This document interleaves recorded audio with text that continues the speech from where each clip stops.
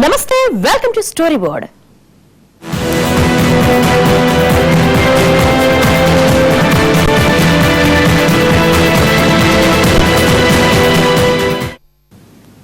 ఓ 3 వారాలుగా అజ్ఞాతంలో ఉన్న రాహుల్ గాంధీ ఇప్పుడు ఒక్కసారిగా హాట్ టాపిక్ గా మారిపోయారు. జాతీయ కాంగ్రెస్ బాధ్యతలు రాహుల్ గాంధీకి అప్పగిచ్చేస్తామంటూ హడావుడి చేసేస్తున్నారు హస్తం నేతలు. యువరాజు పట్టాభిషేకం మేలో మరో ముహూర్తం కూడా పెట్టేశారు. కాంగ్రెస్ లాంటి పెద్ద పార్టీని రాహుల్ లాంటి కుర్రాడు నడిపించగలడా? పార్టీ అధ్యక్షుడు లాంటి పెద్ద బాధ్యతలు మోయగలడా? 130 ఏళ్ల సుదీర్ఘ చరిత్ర కలిగిన పార్టీ. స్వతంత్ర సంగ్రామంలోనే కాదు, స్వాతంత్రానంతరం దేశ నిర్మాణంలో కూడా కీలక భూమిక పోషించిన పార్టీ. అసలు ప్రపంచ రాజకీయ చరిత్రకే కొత్త పాఠాలు చెప్పగల మేధావులున్న పార్టీ. నరమానవుని ఊహ కూడా అందని రాజకీయ మాయోపాయాలతో విపత్తులను నెగ్గుకురాగల పార్టీ. మరి అలాంటి పార్టీని నడిపించే నాయకుడు ఎలా ఉండాలి? కానీ ఇప్పుడు రాహుల్ గాంధీ అలా ఉన్నారా అంటే సమాధానం చెప్పడం కొద్దిగా కష్టమే. ఎందుకంటే రాహుల్ గాంధీ తన ముత్తాత జవహర్ లాల్ నెహ్రూలా దార్శనికుడైతే కాదు. ఆయనలా దూరదృష్టితో నిర్ణయాలు తీసుకునేంత గొప్పోడు కాదని కుర్రాన్ని చూస్తేనే తెలుస్తుంది. పైగా ఆయనకున్నంత రాజకీయ ప్రతిభ, అపార జ్ఞానం రాహుల్లో ఉన్నాయా అంటే సమాధానం అందరికీ తెలిసిందే.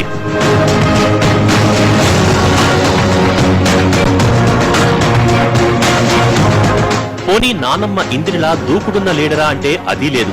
రాజకీయంగా సంక్లిష్ట సమయాల్లో కూడా అధికారం ఎలా నిలబెట్టుకోవాలో ఇందిరకు తెలిసినంతగా బహుశా దేశ రాజకీయ చరిత్రలో ఎవరికీ తెలిసి ఉండకపోవచ్చు. మరి రాహుల్ కి అంత సత్తా ఉందా అంటే 5 ఏళ్లు నేషనల్ యూత్ కాంగ్రెస్ ను నడిపించినప్పుడే ఆయన దూకుడు అందరికీ అర్థమైపోయింది.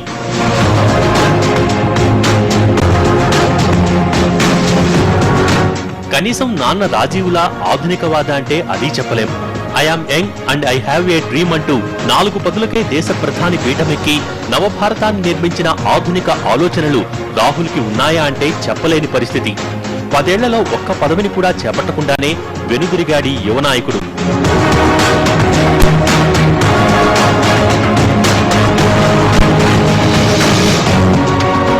నేర చరిత్రల ఆర్డినెన్స్ చింపేసినప్పుడు ఎవరో బాబాకి బంగారు నిధుల గురించి కలొచ్చిందని చెప్పగానే మంది మార్బలాన్ని పంపి కోటను తవ్వించినప్పుడు ఆయన ఆలోచన ఏ స్థాయిలో ఉంటుందో ప్రజలకు అర్థమైంది.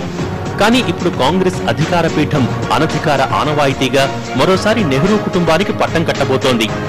గ్రేట్ నెహ్రూ కుటుంబ వారసుడు సోనియా గాంధీ తర్వాత పార్టీని నడిపించే అధ్యక్షుడు, Congress future leader, most eligible person in the పార్టీగా ఇప్పటి వరకు ఈ రేసులో పరిగెత్తుతున్న ఒకే ఒక్కడు రాహుల్ గాంధీ. ఇప్పటికే 10 ఏళ్లుగా అమ్మ చెయ్యి పట్టుకుని పార్టీలో ఒక్కో మెట్టు ఎక్కుతూ ఉపాధ్యక్ష పదవి వరకు వచ్చి ఇప్పుడు ఏకంగా అధ్యక్ష పీఠాన్నే అధిష్ఠించబోతున్నాడు. ఇవాళ కాంగ్రెస్ పార్టీలో ఉన్నవారు నెహ్రూ కుటుంబం తప్ప ఇంకెవరూ అర్హులు కాదన్న భావంతో ఉన్నారు.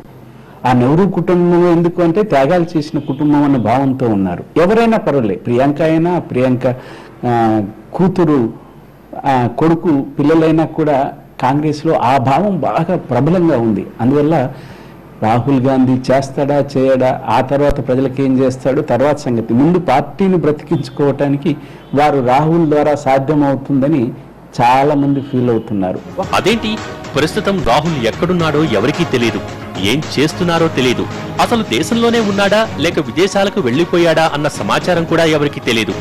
కనీసం కాంగ్రెస్ పార్టీ అగ్రనేతలకు కూడా తెలియదు. ఇంతలోనే రాహుల్ సెగ్మెంట్ అమేథీలో పర్యటించిన సోనియా మరో ట్విస్ట్ ఇచ్చారు. రాహుల్ తన సెలవు మరికొన్నాళ్లు పొడిగించుకున్నట్టు చెప్పుకొచ్చారు. ఆత్మ పరిశీలన పేరు చెప్పి ఫిబ్రవరిలో మాయమైపోయిన యువరాజు అడ్రస్ ఇప్పటికీ తెలియదు.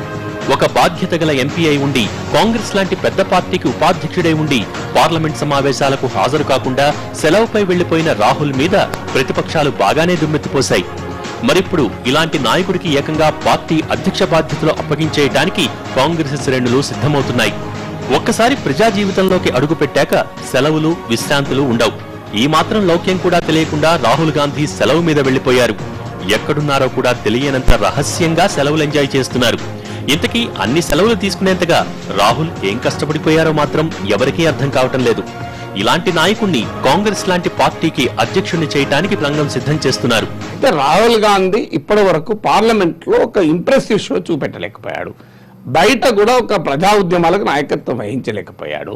ప్రజల ఇష్యూస్ ను సమర్థవంతంగా ప్రొజెక్ట్ చేయలేకపోయాడు, ప్రభుత్వ వైఫల్యాలను సమర్థవంతంగా ఎండగట్టలేకపోయాడు. వీటిని కనుక సవరించుకోగలిగితే డెఫినెట్ గా అవకాశం. నిజానికి కాంగ్రెస్ పార్టీకి కొత్త అధ్యక్షుడిని ఎన్నుకోవడానికి ఇంకా చాలా టైం ఉంది. నిబంధనల ప్రకారం సెప్టెంబర్ 30 వరకు అందుకు సమయం ఉంది. అయినా సరే ఇప్పుడు హడావిడిగా రాహుల్ పట్టాభిషేకానికి మేలోనే ముహూర్తం కూడా పెట్టేశారు. 2013 జనవరిన పార్టీ ఉపాధ్యక్ష పదవిలో కూర్చున్న రాహుల్ ఈ 2 ఏళ్లలో ఏం నేర్చుకున్నారో తెలియదు కానీ రవ్వంత పోటీ కూడా లేకుండా ఏకగ్రీవంగా అధ్యక్ష పీఠం మీద కూర్చోబోతున్నారు. మేలో జైపూర్లో జరిగే కాంగ్రెస్ వర్కింగ్ కమిటీ సమావేశాల్లో ఈ నిర్ణయం ప్రకటించే అవకాశం ఉంది. రాహుల్ కాంగ్రెస్ అధ్యక్షుడైన తర్వాత సోనియా గాంధీ మాత్రం కాంగ్రెస్ పార్లమెంటరీ కమిటీకి చైర్పర్సన్ గా వ్యవహరించనున్నారు. అప్పగిస్తారు సరే, నడిపించగలరా? నడిపిస్తే ఏ దారిలో నడిపిస్తారు? బ్రేక్ తర్వాత చూద్దాం.